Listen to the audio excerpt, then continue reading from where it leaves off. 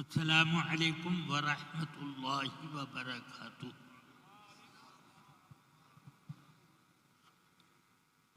نحمدہ ونصلی ونسلم علی رسولہ الکریم۔ ایک بار آپ تمام حضرات درود پاک کا ورد کر لیں۔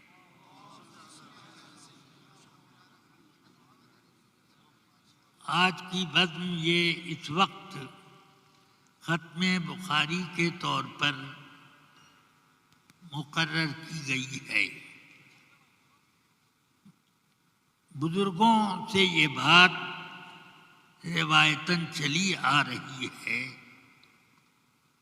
کہ ختم بخاری کے موقع پر دعائیں مقبول ہوتی ہیں۔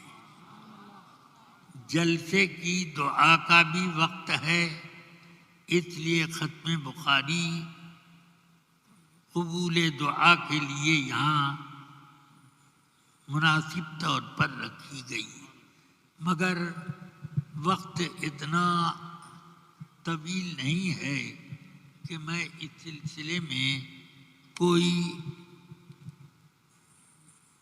محدثانہ، محققانہ اور فقیہانہ گفتگو اور تبصرہ کر سکوں، اس لیے میں بالکل اجمال اور اختصار کے ساتھ یہ ختم بخاری کی رسم ادا کروں گا۔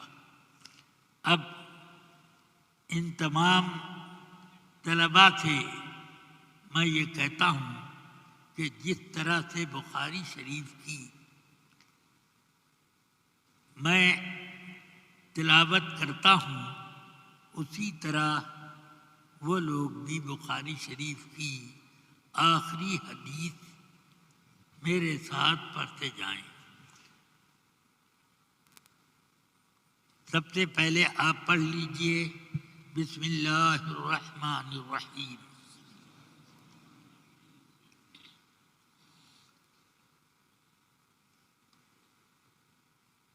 سبحانک لا علم لنا الا ما علمتنا انک انت العلیم الحکیم۔ اللہم صل علی سیدنا و مولانا محمد معدن الجود والکرم وعلی آلہ واصحابہ وبارک وسلم۔ بسم اللہ الرحمن الرحیم۔ حدثنا احمد بن عسکاب قال حدثنا محمد بن فضیل عن عمارة بن القعقاع عن ابی زرعة عن ابی ہریرة رضی اللہ عنہ قال قال النبي صلی اللہ علیہ وسلم کلمتان حبیبتان الی الرحمن خفیفتان علی اللسان ثقیلتان فی المیزان سبحان اللہ وبحمدہ سبحان اللہ العظیم۔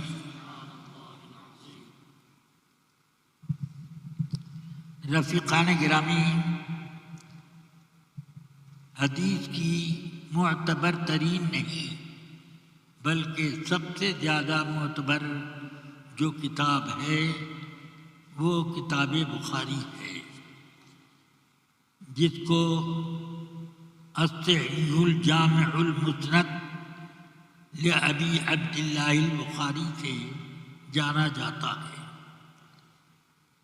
امام بخاری نے بڑی محنت شاقہ سے سب سے زیادہ ان کی نظر میں جو صحیح تر حدیثیں تھیں ان کو اس کتاب میں جمع کیا، اور جمع کرنے کا انہوں نے اہتمام یہ کیا کہ آپ خانہ کعبہ کے سامنے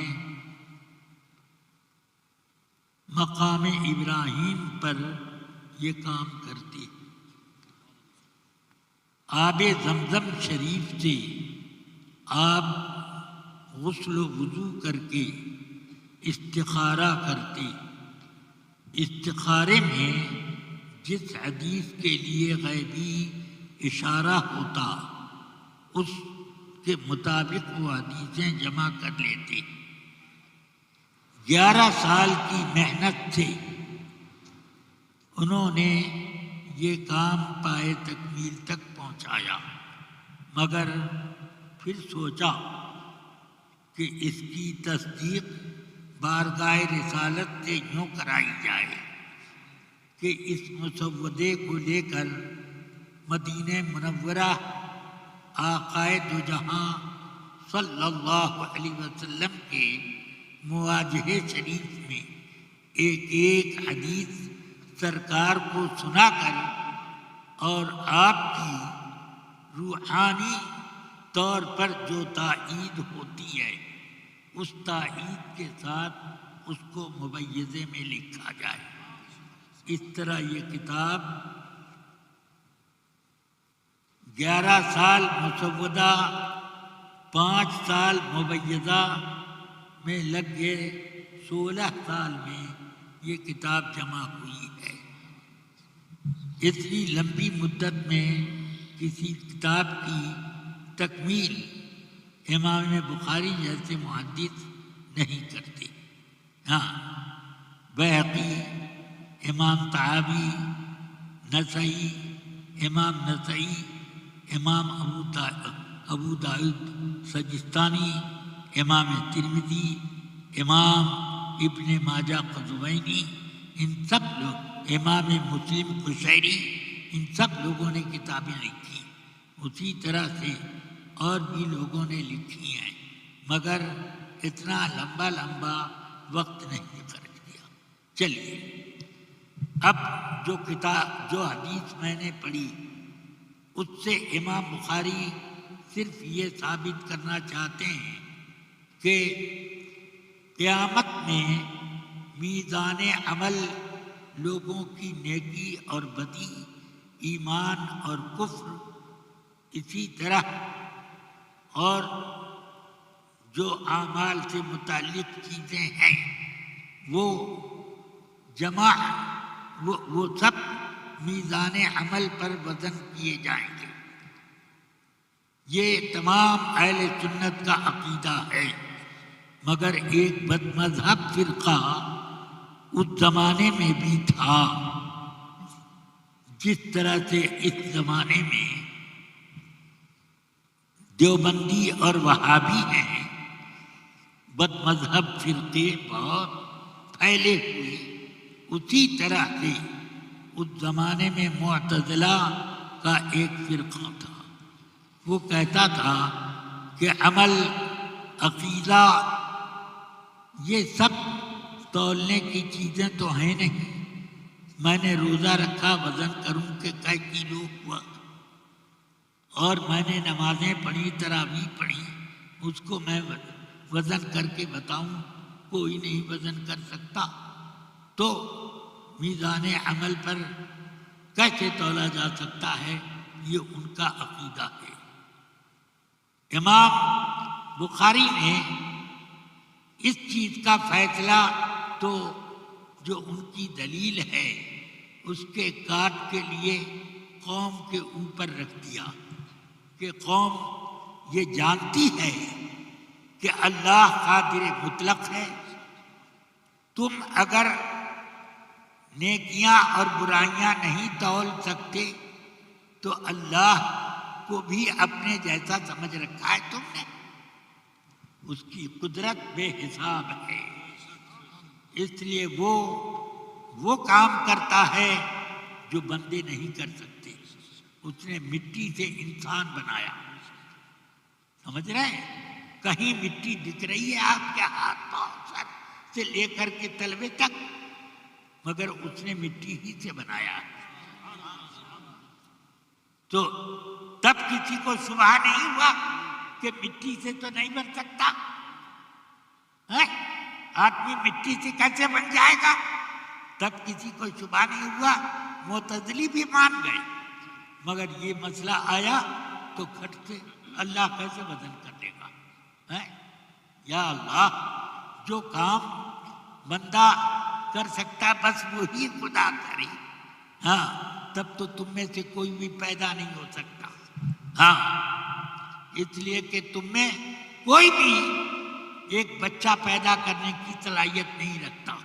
وہ سب بچہ شکم مادر میں ایک قطرہ نطفہ سے اللہ پرورش کرتا ہے، اور پھر اللہ ہی اس کے اعضاء، آنکھ، کان، ناک، دانت سب بناتا ہے، اور وہ پھر دنیا میں آتا ہے. یہ بھی اللہ کا کرم ہے. اسی لیے فرماتا ہے مخلقۃ وغیر مخلق، مخلقۃ وغیر مخلقہ، کہ وہ پیٹ میں جو بچے پرورش پاتے ہیں کچھ تو وہ شکل و صورت کے ساتھ پیدا کیے جاتے ہیں اور کچھ ضائع بھی کر دیے جاتے ہیں. یہ اللہ کی مشیت ہے. چلیے اب حدیث شریف سے امام بخاری ثابت کرتے ہیں. اس حدیث کی تخریج سے پہلے قرآن حدیث کی ایک آیت انہوں نے پیش کی کہ اللہ تبارک و تعالی نے بھی فرمایا وَنَضَعُ الْمَوَازِينَ الْقِسْطَ لِيَوْمِ الْقِيَامَةِ، عدل قائم کرنے کے لیے ہم میزان عمل رکھیں گے قیامت کے دن. اس سے تو پتہ چلا کہ معتزلہ قرآن کو بھی نہیں مان رہے ہیں. چلیے اب حدیث سنیے. امام بخاری کہتے ہیں کہ یہ حدیث مجھ کو احمد ابن اشکاب نے سنائی. انہوں نے کہا کہ مجھے محمد ابن فضیل نے یہ حدیث سنائی.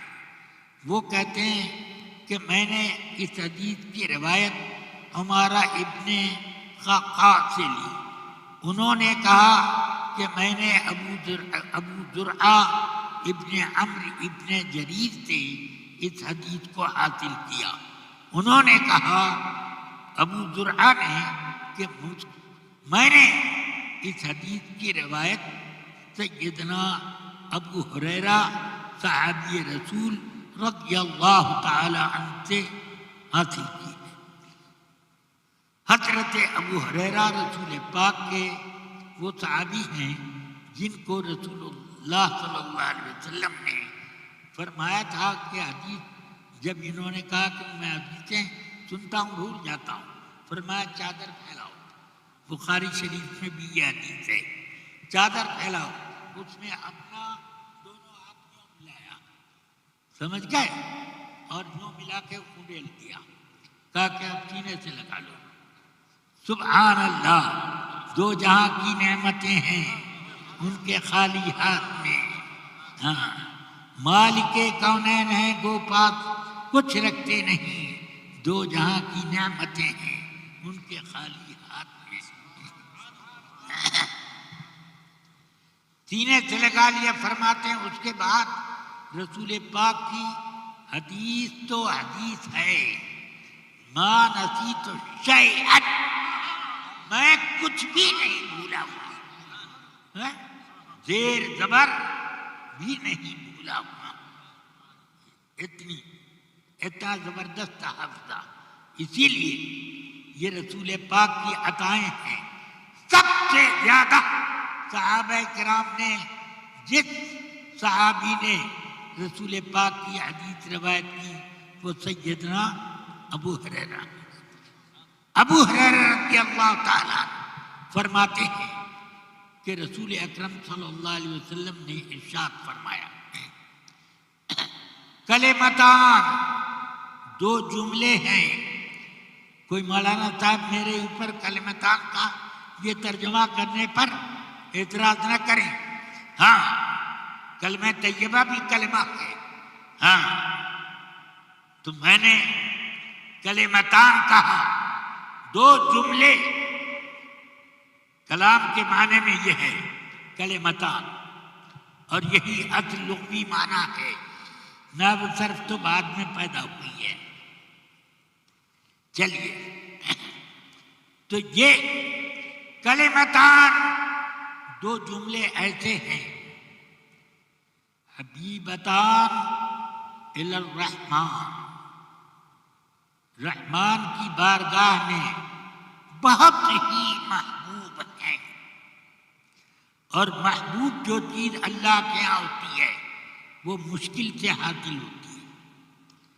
احب الاعمال الی اللہ احمدھا، اللہ کو وہی کام زیادہ محبوب ہے جو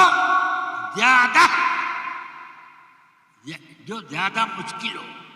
لن تنالوا البر حتی تنفقوا، یہ نہیں اتنا ہی نہیں ہے، حتی تنفقوا مما تحبون. ہاں کہ یوں 2 روپیہ 4 روپیہ 10 روپیہ دے دیا، یہ نہیں، اتنا روپیہ دو جو تم میں محبوب ہے. ہاں وہ دینا، اتنا نکالنا ذرا مشکل ہوتا ہے. چلو ہاں وآتى المال علی حبہ، مال محبوب ہوتے ہوئے خدا کی راہ میں عطا کرے. اب چلیے یہ 2 محبوب 2 کلمے یہ بہت محبوب ہیں رحمان کو. رحمان کیوں کہا؟ ایک تو قافیہ درست کرنے کے لیے، دوسرا یہ رحمان اللہ کی جگہ رحمان کا، اس وجہ سے کہ محبوب کسی چیز کو اللہ بنائے تو یہ نہ سمجھے کہ ہماری محنت سے محبوب ہو گئے، رحمان کی رحمت سے محبوب ہو گئے. سمجھ گئے؟ ہاں اسی لیے بخاری میں آیا لا يدخل الجنت احد الا برحمت اللہ، جنت میں کوئی بھی اللہ کی رحمت کے بنا جا ہی نہیں سکتا. اب ذرا آپ سوچو اس کا کیا مطلب؟ صحابہ نے عرض کر دی بلا انت یا رسول اللہ، بلا انت یا رسول اللہ، فرمایا بلا انا، ہاں میں جاؤں گا تو اسی لیے تو جاؤں گا کہ اللہ کی رحمت للعالمین ہوں میں، اور جاؤں گا بھی لے بھی جاؤں گا. چلو یہ سب اللہ کی رحمت ہے. چلیے تو مشکل ہوتا ہے تو تب اللہ کو محبوب ہوتا ہے، مگر جب رحمت کی موجیں اٹھ رہی ہوں تو آسان میں بھی اللہ خوب نواز دیتا ہے. اس لیے فرمایا خفیفتان علی اللسان، زبان پر بڑے ہلکے، یعنی پڑھنے میں بڑی آسانی. اس کو عربی بھی آدمی پڑھے، اجمی پڑھے، ہر زبان کا جاننے والا پڑھے، آسانی سے پڑھ لے. اس کا یہ مطلب نہیں ہے کہ عربی زبان میں مشکل الفاظ نہیں ہیں، بلکہ مطلب یہ ہے کہ یہ 2 جملے بڑے آسان ہیں، ہر آدمی پڑھ سکتا ہے، امی بھی، قاری بھی، عالم بھی، عامی بھی، سب پڑھ سکتے ہیں. سمجھ گئے؟ ہاں خفیفتان علی اللسان، زبان پر بڑے ہلکے، آسان، پڑھنا بہت آسان. قرآن مجید میں کیا مشکل کلمات نہیں ہیں؟ میں نے تو ایک صاحب کو دیکھا کہ جب سورہ فاتحہ پڑھتے تھے تو وَلَضَّالِّينَ پر جب پہنچتے تو ایسے کرتے وَلَضَّالِّينَ. میں نے کہا واہ یہاں تو واد کا مخرج سر سے لے کر کے پوری گردن تک ہے.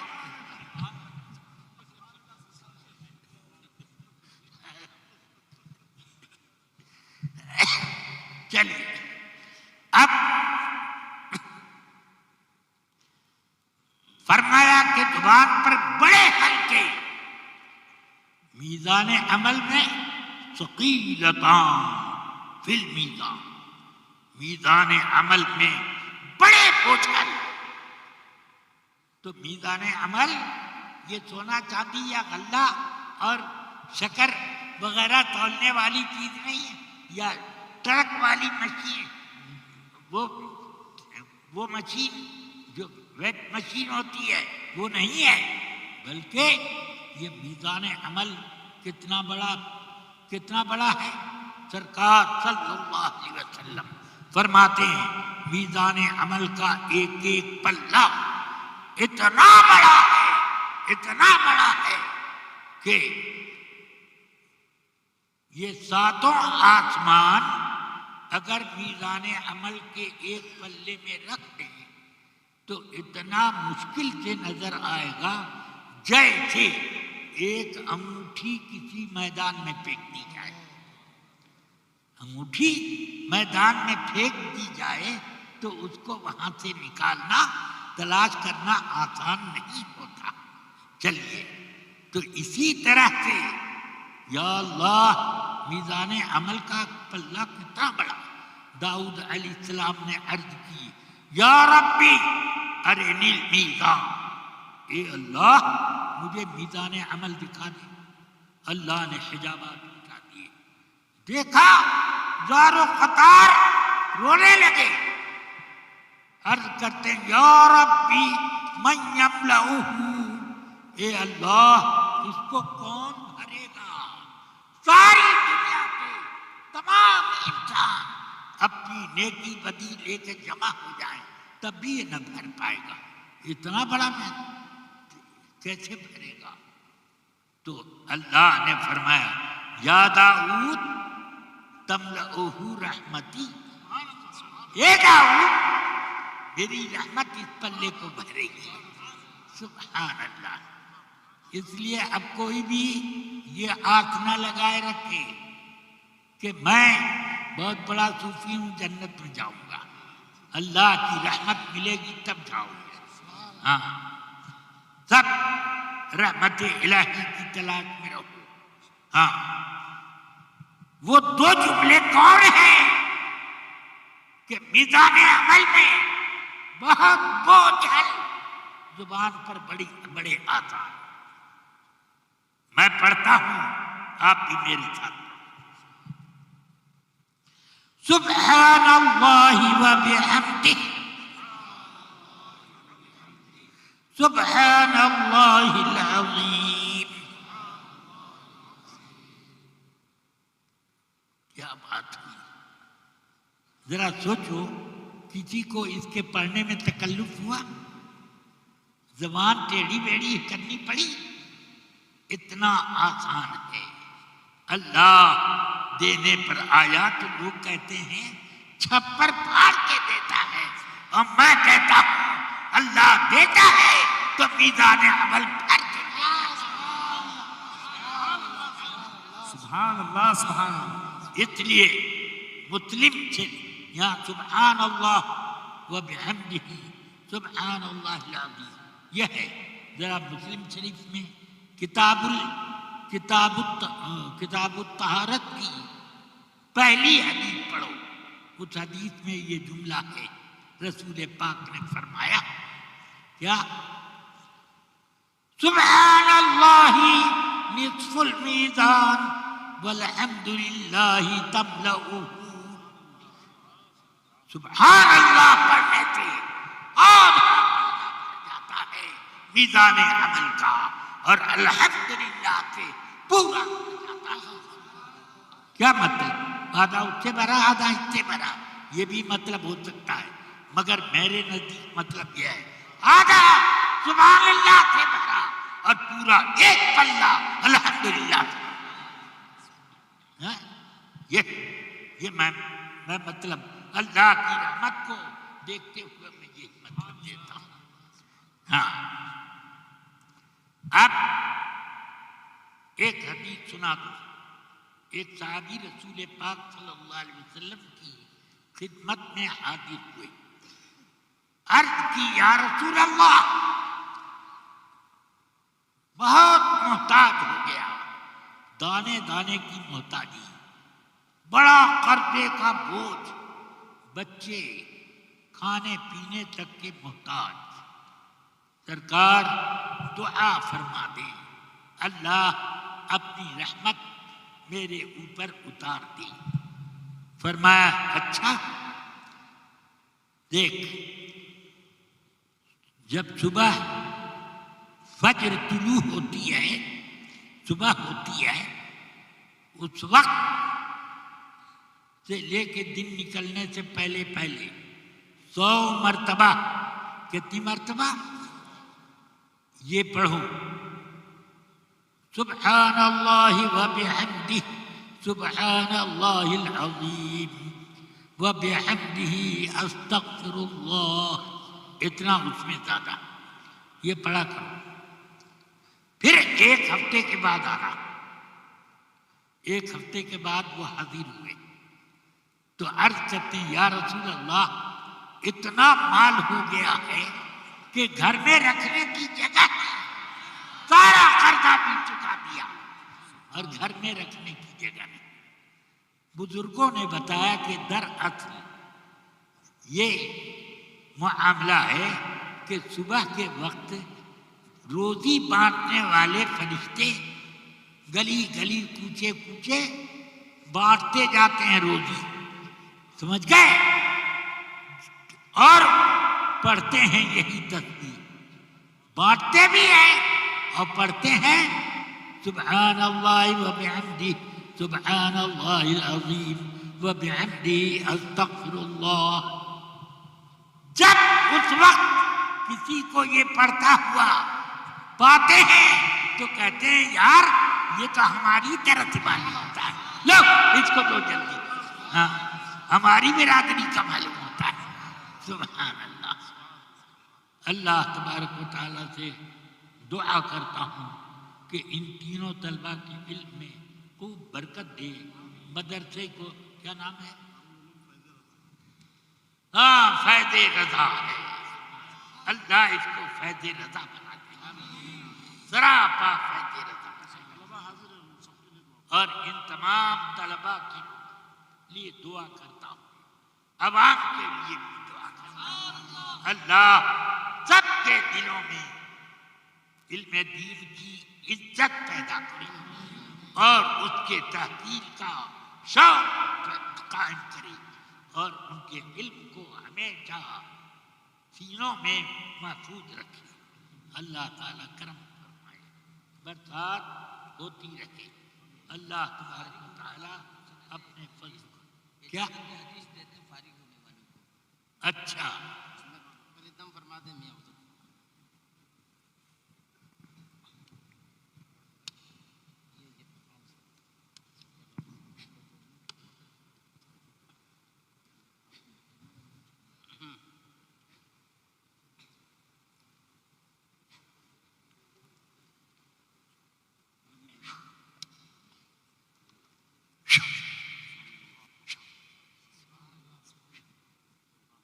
سبحان اللہ.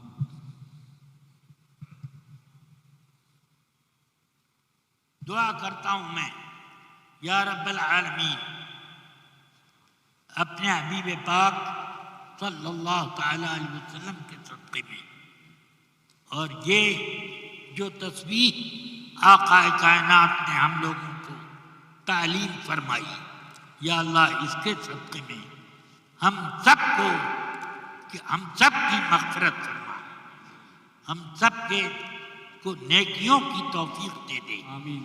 یا اللہ اپنے کرم سے ہمیں گناہوں سے بچا, گناہوں کے خیال سے بھی بچا, گناہوں کے ارادے سے بچا.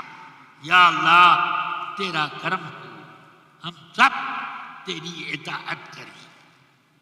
یا اللہ اپنا مطیع و فرما بردار بنا. یا رب العالمین ہم لوگ پھسل چکے ہیں، اسی وجہ سے دنیا میں ذلت و خواری کا سامنا کرنا پڑ رہا ہے۔ یا اللہ ہم لوگوں کے کردار میں ہم لوگوں کو، جو لوگ ہمارے سامنے جی حضوری کرتے تھے، اب ان کے سامنے ہمارے لوگ جی حضوری کرتے ہیں۔ خدا مندہ کرم فرما ہم سب کو کے دلوں میں اپنی اطاعت کا جذبہ پیدا فرما لے اور گناہوں سے بچا لے۔ یا رب العالمین یا اکرم الاکرمین مدرسہ فیض رضا کو فیضان رضا سے مالا مال فرما دے۔ یا اللہ مدرسین، طلباء اور اس کے معاونین سب کو برکت علم سے مالا مال فرما دے اور سب کی روزی میں بے حساب برکتیں عطا فرما۔ بحق سبحان اللہ و بحمدہ، سبحان اللہ العظیم و بحمدہ استغفر اللہ۔ یا رب العالمین یا اکرم الاکرمین ہمارے جتنے یہ بزرگان دین اسٹیج پر جلوہ بار ہیں، خدا مندہ سب کو سب کی عمروں میں بے حساب برکت دے اور ان سب کے ذریعے سے فیضان رضا کو تقسیم فرما۔ یا اللہ کرم فرما۔ حضرت مولانا سید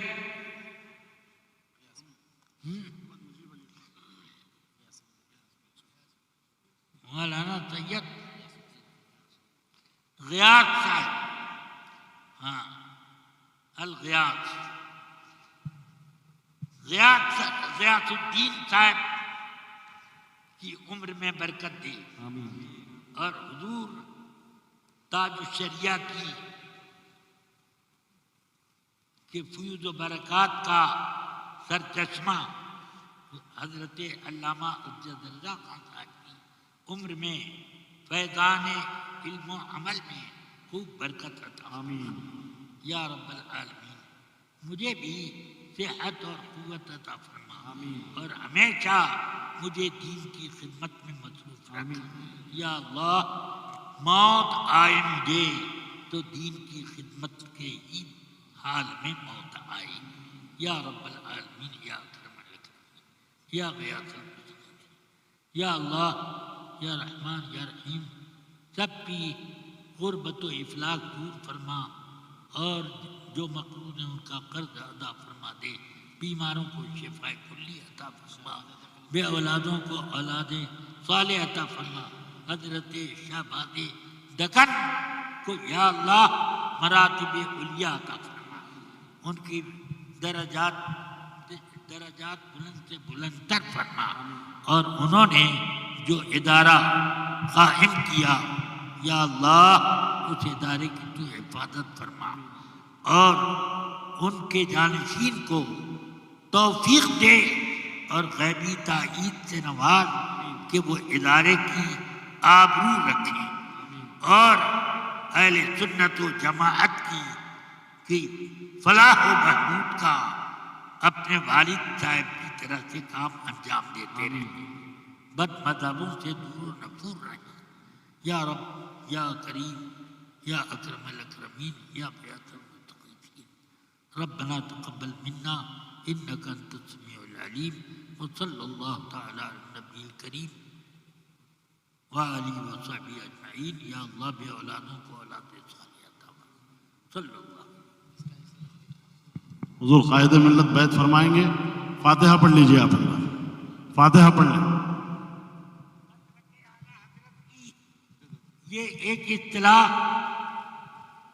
سارے مسلمانوں اہل سنت میں ہند پاک اور دوسرے اور عرب ممالک امریکہ افریقہ اور یورپ وغیرہ میں رائج ہے۔ اس کے اوپر کچھ لوگوں نے اعتراض کیا، اس کا مدلل جواب اس کتاب میں موجود ہے۔ آپ سب لوگ اس جلسے کے تبرک کے طور پر اس کو حاصل کریں اور لے کر جائیں۔